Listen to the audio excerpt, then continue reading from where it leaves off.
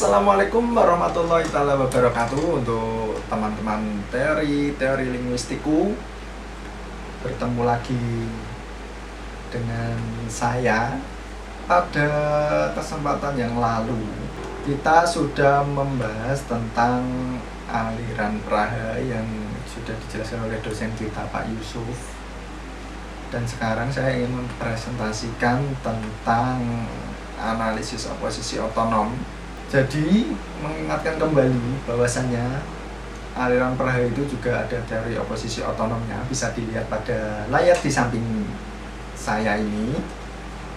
Ada teori oposisi otonom, mengingatkan kembali ada fonem, ciri pembeda, distinctive feature. Yang kedua ada fonem diuji dengan mencari oposisi otonom atau pasangan minimal pairs untuk dikontraskan. Jadi dari sini paham dulu ya teman-temannya. Nanti kita akan mengkontraskan pasangan minimal pada fonem, pada analisis oposisi otonom. Oke, lanjut, bisa dilihat di layar ya teman-temannya. Kita akan membahas analisis oposisi otonom fonem K dengan G, fonem K dengan G, konsonan K dengan G. Yang pertama itu ada awal suku pertama kata. Saya contohkan Kamis dengan gamis. Kamis pada makna di KBBI itu merujuk pada hari dalam kalender Masehi kita. Dan gamis itu nomina masuk dalam KBBI bahasa Indonesia, maknanya adalah kemeja Arab. Bisa dilihat di gambar ya teman-teman ya. Perbedaan yang sangat mencolok pada awal suku pertama kata Kamis dan gamis. Jadi dapat disimpulkan juga fonem K dan G merupakan fonem yang berbeda jika berada pada awal suku pertama kata, atau bisa disebut dengan distintif. Oke, lanjut. Yang kedua yaitu awal suku kedua kata. Saya contohkan saku dan sagu. Saku dan sagu.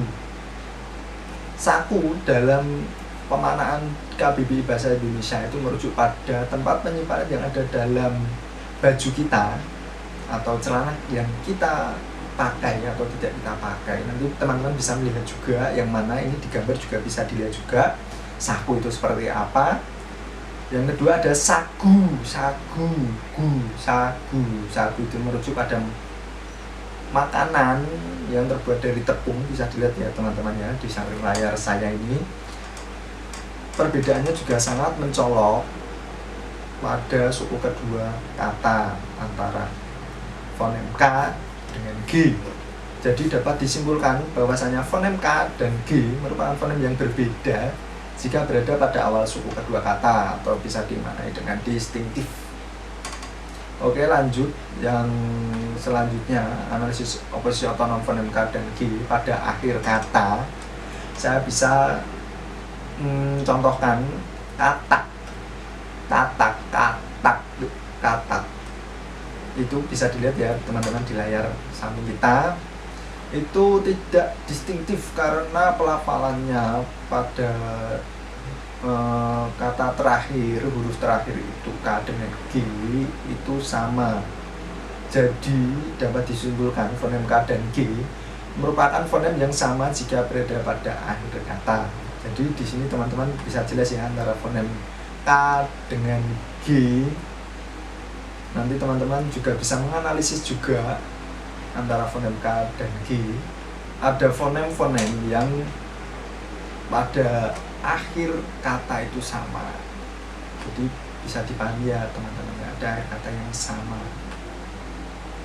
Oke, selanjutnya analisis oposisi otonom akan dijelaskan oleh Bu Hikmah. Fonem apa itu teman-teman bisa ikuti ya, cekidot. Oke, analisis oposisi otonom selanjutnya yaitu ada fonem U dengan fonem W. Fonem U dengan fonem W di awal suku pertama kata itu ada kata ubah dan kata wabah. Nah, kata ubah menurut KBBI itu merujuk pada sesuatu yang berubah atau bisa diubah. Kemudian kata wabah itu apa ya? Kata wabah itu semacam penyakit yang melanda di suatu daerah, misalnya di Indonesia. Saat ini sedang ada wabah COVID-19. Lah, itu bisa dikatakan wabah. Jadi, antara ubah dengan wabah itu ada perbedaan. Maka, ada perbedaan antara ubah dan wabah. Oleh karena itu, antara fonem U dan W merupakan fonem yang berbeda, sehingga berada pada awal suku pertama kata, atau disebut juga dengan distinktif. Untuk awal suku kedua kata, saya contohkan kata sahur dan kata sawut. Kata sahur dalam KBBI merujuk pada kebiasaan makan di malam hari ketika ingin berpuasa. Sedangkan kata sawut itu merujuk pada makanan yang dibuat dari singkong, yang diparut kemudian dikukus lalu dimakan sebagai bahan pokok makanan orang zaman dulu atau makanan kerowotan. Maka antara fonem U dan W apabila di awal suku kedua kata itu merupakan fonem yang berbeda jika berada pada awal suku kedua kata, atau disebut juga distinktif.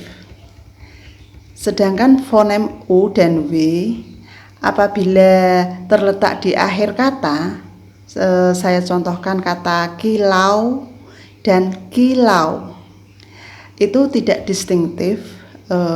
Kata kilau itu merujuk pada sesuatu yang mengkilat. Nah, fonem U dan W merupakan fonem yang sama jika berada pada akhir kata, atau disebut juga dengan tidak distinktif. Untuk selanjutnya akan dilanjutkan oleh saudari Agnitiana. Untuk analisis yang ketiga, terdapat fonem B dengan P.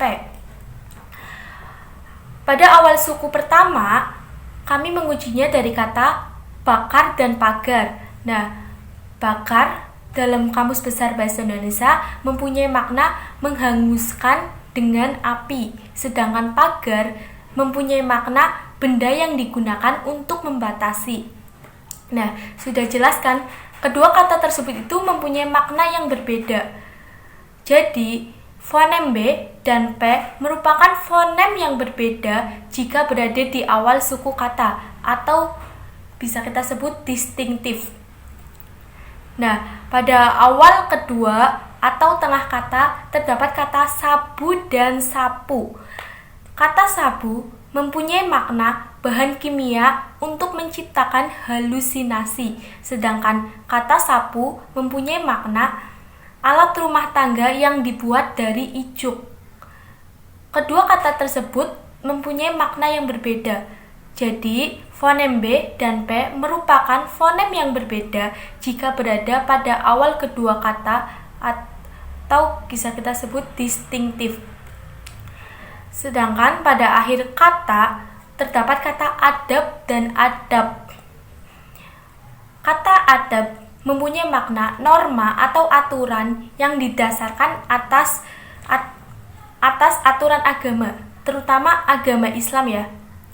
Nah, kata adab juga mempunyai makna yang sama seperti adab.